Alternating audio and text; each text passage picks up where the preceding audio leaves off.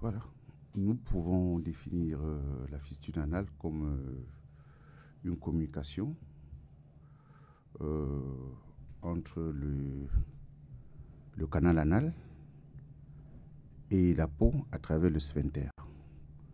C'est-à-dire que le canal anal est là, il y a un pertuis, un trajet qui se situe entre le canal anal et la peau, en passant par le sphincter. Donc ça traverse le sphincter.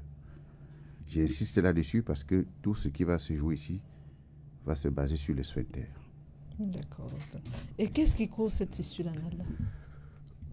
Les causes sont multiples. Il peut avoir une maladie cachée derrière, comme la maladie de Crohn. Il peut avoir, il y a l'hygiène corporelle. Je crois que c'est les deux étiologies les plus fréquentes. D'accord. Et comment reconnaître qu'on est en train de souffrir là d'une fistule anale? Là, il y a 2 semaines, nous étions ici, nous avons parlé des hémorroïdes et tout. Je reviens un peu dessus parce que je vous ai dit, le gros problème ici, c'est que lorsqu'un patient se plaint d'un problème au niveau de la marge anale, on court directement poser le diagnostic des hémorroïdes. Comme si c'était comme pathologie, à ce niveau.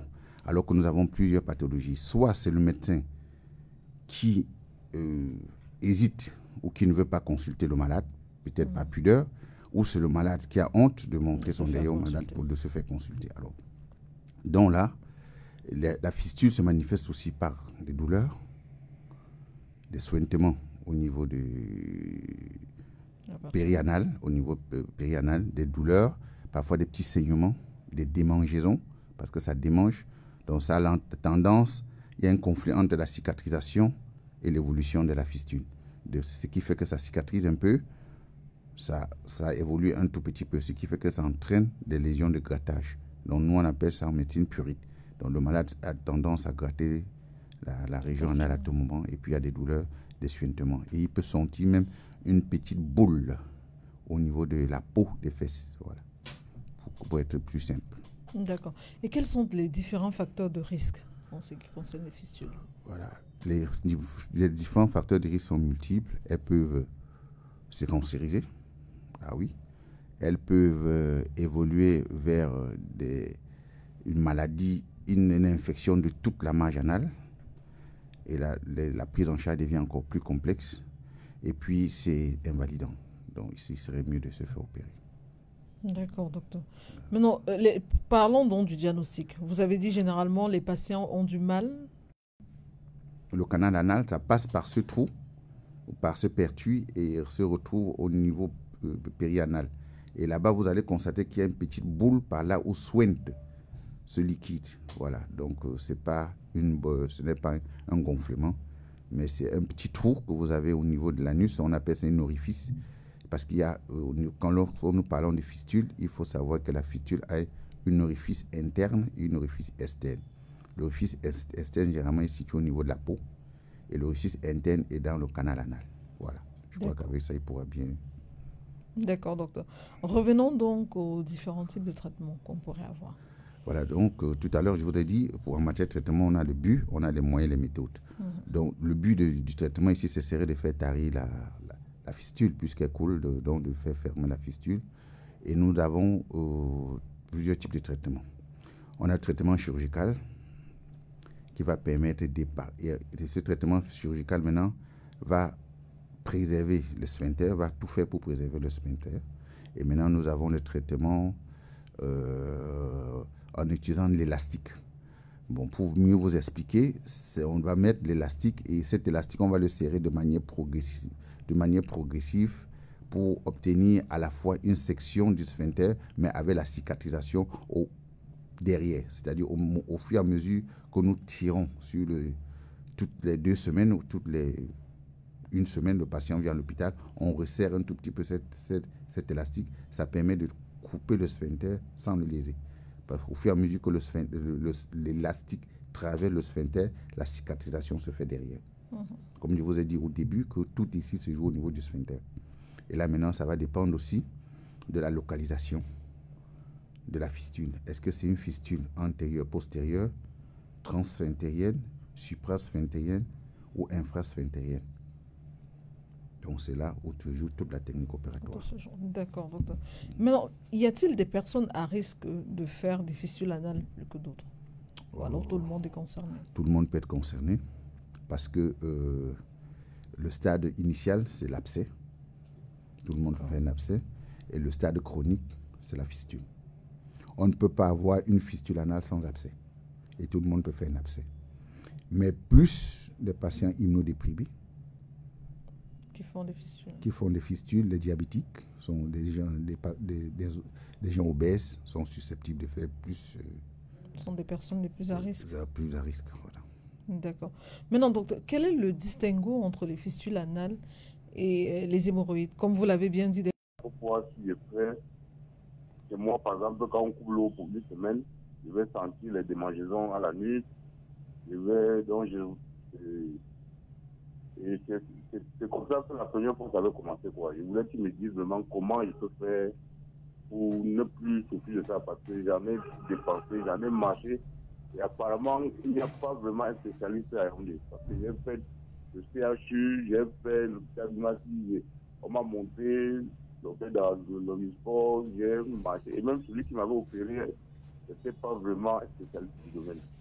Merci. D'accord, docteur.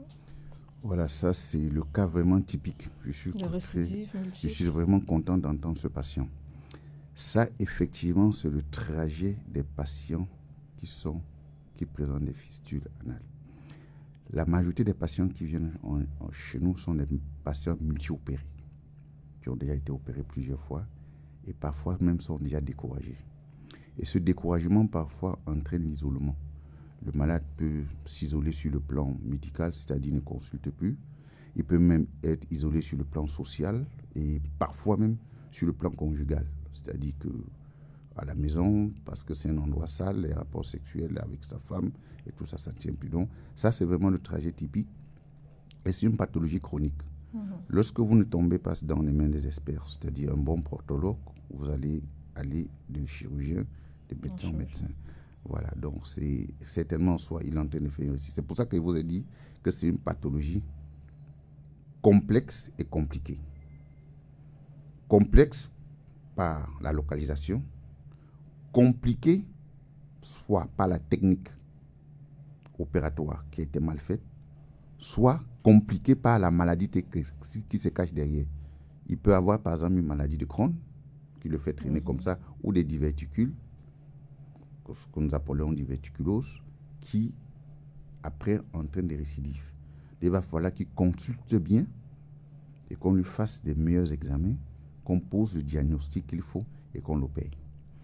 Voilà, généralement, qu'est-ce que je dis chez moi? C'est-à-dire que je dis, avant d'opérer un malade, il faut se poser 4 questions. La première question, c'est pourquoi? Pourquoi tu opères le malade? La deuxième question, c'est qui tu opères? Est-ce que la première question, c'est pourquoi? C'est-à-dire, est-ce que le diagnostic est bien posé? La deuxième question, c'est qui tu opères? Est-ce que tu connais bien ce patient? Est-ce qu'il a des tares associées? Est-ce qu'il a d'autres pathologies associées? Donc, il faut bien connaître son patient. La troisième question, c'est quand l'opérer. Est-ce que c'est une urgence là? Ou bien il faut programmer le malade avant de le prendre? Ou bien il faut bien le faire un bon bilan, le bilanter comme on dit avant de le prendre? Et la dernière question, c'est comment tu opères? Est-ce que tu as déjà opéré un cas comme ça? Est-ce que tu as déjà eu du recul? Du recul chez nous, c'est-à-dire tu as opéré plusieurs patients et quel est le succès que tu as eu? Quels sont les patients que tu as revus après 1 an, 2 ans et 3 ans? Donc, il faut répondre à ces 4 questions. Pourquoi, qui, comment et quand? Lorsqu'il y a une seule question là-dedans où tu hésites, le travail sera mal fait. D'accord. Et dans le cas précis du patient, est-ce qu'il est possible qu'il ait une autre chirurgie bien faite qui pourrait résoudre définitivement son problème? Effectivement, c'est possible. Il faut juste consulter la Il faut consulter, qu'on pose le diagnostic et qu'on se rassure. Comme je vous ai dit, tout ici, c'est un problème de sphincter. D'accord. Voilà. D'accord, docteur. En quelques secondes, les mesures de prévention en ce qui concerne les fistules anales. L'hygiène corporelle. Voilà, l'hygiène corporelle. Et puis, dès que la prévention, c'est l'hygiène corporelle. Et puis, consulter lorsqu'on a un petit bobo au niveau de cette partie-là, donc de la marge anale, pour éviter de mélanger fissures, hémorroïdes, fistules, thromboses hémorroïdaires. Il y a tellement de pathologies à ce niveau. D'accord. Merci à vous, docteur Thierry Noupoué de Tchamambé, d'être passé par ici cet après-midi. Merci.